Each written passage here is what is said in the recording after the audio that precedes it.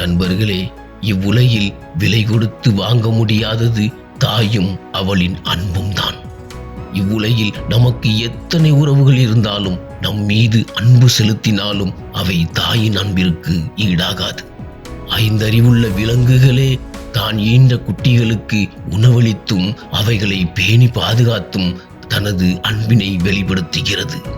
தாயின் வயிற்றில் வளரும் குழந்தை ஆனா பெண்ணா, கருப்பா சிகப்பா, நற்குணமுடையதா இல்லை தீய குணமுடையதா என்பதை பற்றி எல்லாம் அறியாமல் அதன் மேல் அளவு கடந்த அன்பு வைக்கிறாள்.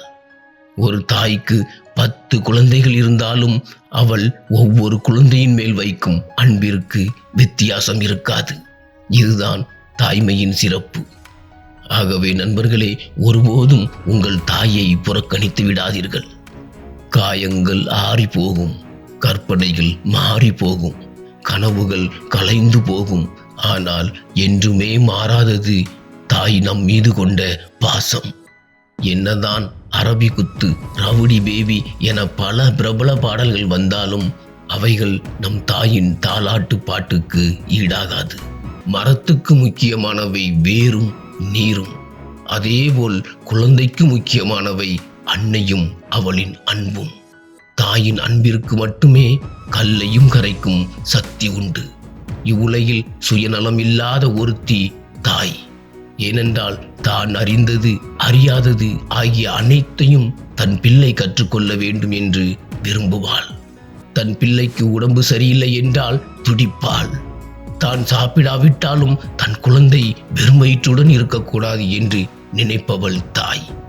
ஒரு அன்னையின் இடத்தை யாராலும் நிரப்பிவிட முடியாது. தாயன்பு நிபந்தனையற்றது, தன்னலமில்லாதது. ஒரு குழந்தையை பெற்று வளர்த்து முனைப்போடு பாதுகாக்கும் திறமைதான் ஒரு அன்னையை சிறப்பாக்குகிறது. நாம் காயப்பட்டிருக்கும் போது, அழ ஒரு தோள் வேண்டும் என நினைக்கும் போது அம்மாவை தவிர வேறு யாரையும் நாம் தேடுவதில்லை. ஆம் நண்பர்களே, உயிருக்குள் அடைகாத்து உதிரத்தை பாலாக்கி பாசத்தில் தாளாட்டி பல இரவுகள் தூக்கத்தை தொலைத்து நமக்காகவே வாழும் அன்பு தெய்வம் நம் அம்மா. ஆகவே ஒருபோதும் அம்மாவை கைவிட்டு விடாதீர்கள். அன்னை என்பவள் தன் குழந்தைக்கு ஒரு வழிகாட்டி. அவள் இவ்வுலகம் எத்தகையது, இதில் எவ்வாறு வாழ வேண்டும் என்பதை பற்றி தன் பிள்ளைகளுக்கு போதிப்பாள். மலைமுகம் காணாத பயிரும் தாய்முகம் காணாத பிள்ளையும் முன்னேறியதாக சரித்திரமில்லை. ஆகவே நண்பர்களே, அம்மாவை போற்றுங்கள். ஒருபோதும் அவரை கைவிட்டு விடாதீர்கள். நண்பர்களே, எனது வார்த்தைகள் சிறிதளவாவது உங்கள் உள்ளத்தை தொட்டிருந்தால் இந்த வீடியோவை எவ்வளவு முடியுமோ அவ்வளவு ஷேர் செய்யுங்கள்.